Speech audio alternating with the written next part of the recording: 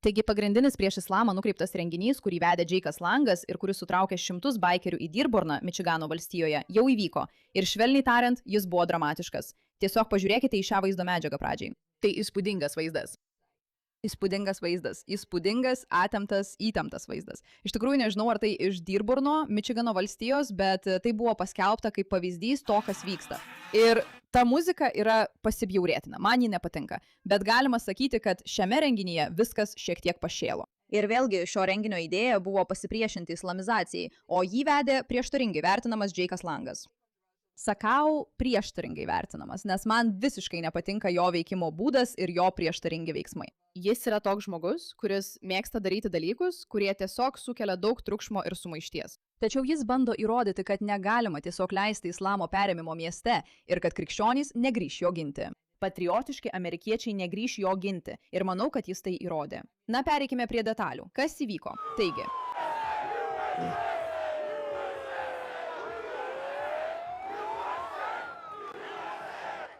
Taigi čia matote šimtus žmonių, kaip galite matyti šiame kontrproteste.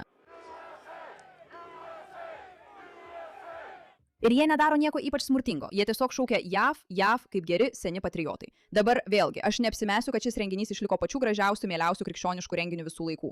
Ne, viskas tapo šiek tiek šiurkštu ir chaotiška, bet vėlgi pagrindinė mintis buvo priminti islamistams, kad jie negali tiesiog perimti valdžios. Turiu omenyje, tai yra toks... Palaukit, prie šio vaizdo įrašo prieisime netrukus. Bet kodėl tai vyksta? Tiems iš jūsų, kurie nėra susipažinę su Dearborno Mičigano perėmimu, tiesiog pažiūrėkite į tai akimirkai, gerai? Sveiki atvykę į Dearborno kasmetinį teisingumo žygį. Šis žygis skirtas pagerbti imamo Huseino alaihi salam nepajudinamą atsidavimą teisingumui. Bedže, tai yra Dearborno Mičigano meras. Gerai, tai yra Amerikos miesto meras, kuris skelbia įrašus arabiškai ir kalba apie šį žygį, tiesa? Toje pozicijoje, kurią jis užėmė prieš daugiau nei 1400 metų, pasipriešindamas priespaudai. Ir tai yra įsipareigojimas, kurį mes atnaujiname kiekvieną dieną, kiekvienais metais. Šiame teisingumo žygyje, kurį mums taip didžiuojamės rengdami Driu mieste. Aš esu Albabinas iš Dearborno. Nežinau, bet jei manęs paklaustumėte ir jei paklaustumėte, ar tai vyksta Amerikos mieste, aš pasakyčiau, tiesiog neįmanoma. Tiesiog neįmanoma, kad tai būtų Amerikoje. Tiesiog neįmanoma, kad Amerikos meras rašytų savo įrašus arabiškai. Tiesiog arabiškai. Tai tiesiog neįmanoma. Ir tai, kad visa tai yra visiškai normalu ir laiminga, tiesiog neįtikėtina. Tai tiesiog mane stebina. Kiekvieną kartą, kai kalbame apie Dearborną, Mičiganą, mane pribloškia kaip beprotiška, kad tai iš tikrųjų vyksta Amerikoje. Primenu, kad visa tai vyksta didžiulių protestų, kuriuos netrukus aptarsime kontekste, bet tiesiog norėjau parodyti, apie ką kalbame, kai minime Dearborną, Mičiganą, nes apie tai dabar daug girdite. Jei nueisime į Facebook puslapį, atsidarysime įrašą, tiesiog nuslinksime žemyn ir paspausime rodyti daugiau, pamatysite, kad visas įrašas po angliško teksto yra arabiškai. Tai labai įdomu, nes mes esame Amerikoje. Turėtų būti tik angliškai. Jei pažiūrėsime daugiau jo įrašų, vėl matome, kad jie arabiški. Na įsivaizduokite, jei žydai rašytų kaip žydų meras. Ne tai, kad tai vyksta dabar, bet jei žydų meras rašytų hebrajų kalba. Įsivaizduokite, koks būtų pasipiktinimas. Ne tai, kad tai tas pats. Žydai juk iš tikrųjų nesistengia užvaldyti Amerikos. Jie bando prisidėti ir būti jos dalimi, bet tiek to. Jis paskelbė įrašą ir išverčia jį į arabų kalbą, kuri jam tikriausiai yra gimtoji. Bet kuriuo atveju labai keista matyti Amerikos miesto merą Mičigane, kuris visus savo įrašus skelbia arabiškai. Ir jis ne tik rašo savo įrašus arabiškai, bet visada prie jų prideda ir musulmoniškus subtitrus. Kad visi, ką matote ten apačioje, kad kiekvienas musulmonas galėtų suprasti. Na tai beprotiška. Ir žinoma, jis pataikauja musulmonų rinkėjams. Bet mes sakėme, kad kalbėsime apie renginį. Taigi būtent tokia medžiaga buvo platinama ir dėl jo žmonės labai išsigando to, kas įvyko. Visiems baikerių klubams ir visiems motociklų klubų prezidentams. Tai skirta visiems baikeriams. Mums reikia, kad prisijungtumėte prie mūsų kryžiaus žygio Dearborne, Mičigane. White Rabbit nori pamatyti motociklų griaustinį Dearborne, Mičigane, rugpjūčio 18 dieną, 18:00 palaikant mane ir Jake'ą Langą, kartu su pastoriumi Lorenzu. Turiu omenyje, kad faktas, jog jie tai vadina kryžiaus žygiu, šiek tiek parodo, kodėl žmonės dėl šio renginio jautėsi šiek tiek nervingi. Dabar, kryžiuočiai, turime užplūsti Dearborną, Mičiganą, kad apgintume Jake'ą Langą ir kitus kryžiuočius, parodydami islamui, jūs neužimsite mūsų šalies jėga. Pradėkite pjūti dabar, nes derlius prinokęs, sako viešpats. Teisingai. White Rabbit kviečia visus baikerius ir visų motociklų klubų prezidentus. Gerai, manau tai gana aišku ir gana baugu, tiesa. Pažiūrėkime, ką Jake'as Langas pasakys šiame renginyje. Visi musulmonai Dirborne, Mičigane, ateikite ir šiandien pasikrikštikite, kad būtumėte išgelbėti nuo šėtoniškos pedofilų Mahometo religijos. Jėzus Kristus nori jūs parsivesti namo ir suteikti jums malonę, kurios negalėjote užsitarnauti. Pasikrikštikite šiandien, mano broliai, Henrio Fordo bibliotekoje 18 val. Mes jums surenksime puikų kiaulienos kepsnį ir krikšto ceremoniją, garbindami patį Dirborno karalių, Jėzų Kristų iš Nazareto. Te laimina Dievas, Amerika, laisvė nėra nemokama. Atsistokite, kryžiuočiai. Gerai, štai kodėl man nepatinka šis vaikinas. Nes tai yra tik masalas paspaudimams, tiesa? Kviečia islamistus ateiti pasikrikštyti kiaulienos festivalyje. Na rimtai, dėl Dievo meilės tiesiog, dėl Dievo meilės. Ir vadinti save kryžiuočiais ir visus kitus vadinti kryžiuočiais.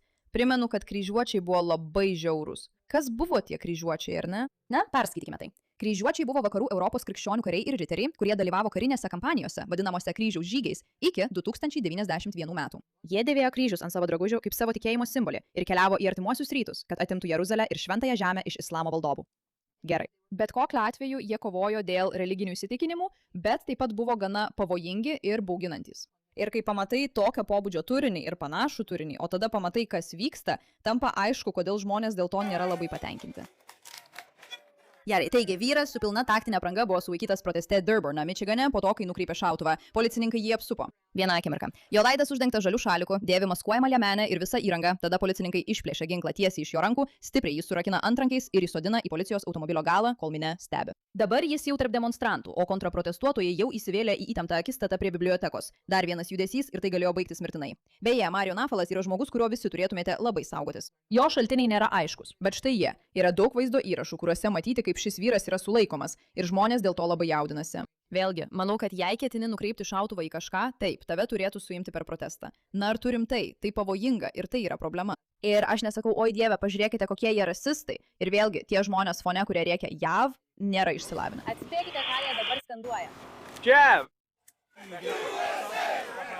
Tiesiog nėra gerai atrodyti kaip smurtinga žmonių grupė. Ir vėlgi, riaušių policininkai su pilna ekipuote, šalmais, skydais, lasdomis, išbėga ir puola tiesiai į artėjančią antiislamišką minią prie Henrio Fordo bibliotekos Dearborne. Kodėl Ohajas? Dėl planuoto antiislamiško protesto, kuris tapo įtemptas. Kaip galite įsivaizduoti, šie žmonės atvykę kovoti prieš islamo perėmimą Dearborne yra pikti ir sukurstyti. Ir Džeikas nelabai padeda šioje situacijoje, švelniai tariant. Todėl situacija darosi smurtinė, o tai nėra gerai.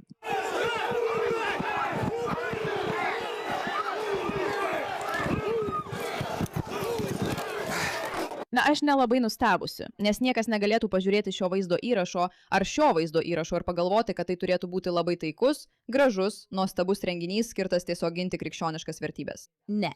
Tai yra tyčia priešiškas renginys. Vėlgi, aš esu viena iš tų žmonių, kurie jums pasakytų, kad nesu patenkinta tuo, kas vyksta Dearborne, Mičigane, bet nesu įsitikinusi, kad toks atsakas yra tinkamas. Tiesiog nesu. Galbūt taip ir yra. Mielai būčiau įtikinta komentaruose, praneškite man. Bet tokie dalykai tik kelia bauginimą ir baimę. Vėlgi, galbūt tai vienintelis būdas susidoroti su rimta grėsme. Esu atvira.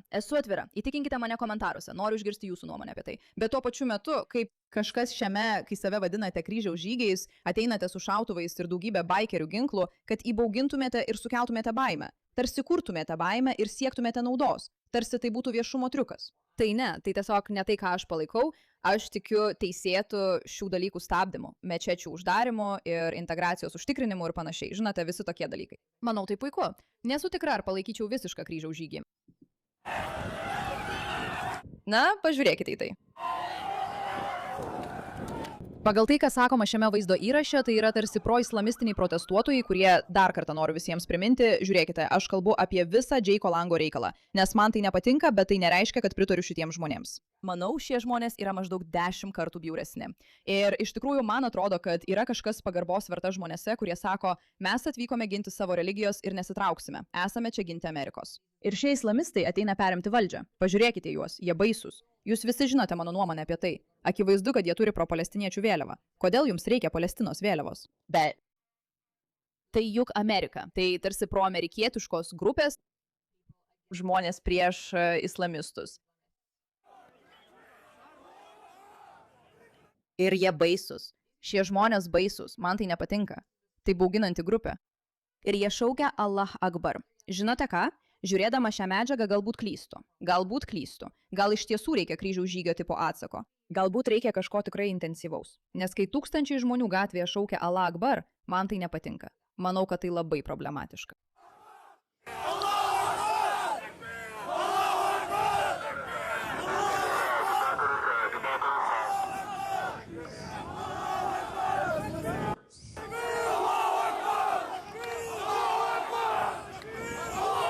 Akbar. Na, manau, jie bando įbauginti, sukelti smurtą ir išgąsdinti visus. Jie taip elgesi, tai kodėl neturėtų būti tokio paties atsako? Aš šiek tiek dvejoju dėl to, nes galiausiai noriu būti geresnėje pusėje. Bet kai susiduri su blogiu, kaip turėtume tai reaguoti? Nežinau, galbūt šiek tiek blogio? Ne, tai kad aš nesu tikra. Na, pažiūrėk į šiuos protestus. Atrodo, kad tai chaosas. Tai tiesiog tikras chaosas. Štai Džeikas Langas. Tai visiškai beprotiška. Taip nutiko, nes jie sulaikė už islamą pasisakantį protestuotoją, kuris turėjo šaunamąjį ginklą. Tai beprotiška, palauk sekundėlę. Ar tai buvo tas vaizdo įrašas, kurį žiūrėjome, kai tą vyrą sulaikė? Ne, manau, jis buvo Amerikos pusėje. Už islamą pasisakantis protestuotojas su šaunamuoju ginklu. Tai beprotiška. Beje, maždaug 55% gyventojų Dearborne, Mičigano valstijoje yra musulmonai. Pažiūrėk į šį turinį. Taip, atrodo gana chaotiškai, manau tai geras būdas tai apibūdinti. Ir pabaigai, štai Džeikas Langas ir jo mintys apie tai, kas vyksta. Paklausykime. Taigi arba padedi juos, arba būsi pašalintas. Turi 1 sekundę, kitaip būsi pašalintas. Ką nori daryti? Padėk juos, arba būsi, nėra jokių knygų, jokių daiktų. Tokios yra tarybos taisyklės.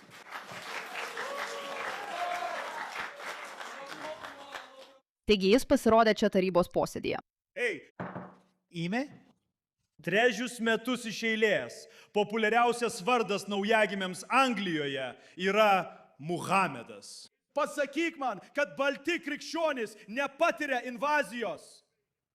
Kaip gali mums meluoti su savo takija? Tai yra invazija visais frontais. Mūsų žmonės yra stumiami iš darbo vietų, mus išstumia iš miesto tarybų. Ta pasipūtusi takijos musulmonų išraiška turi būti nuvalyta nuo šių žmonių veidų.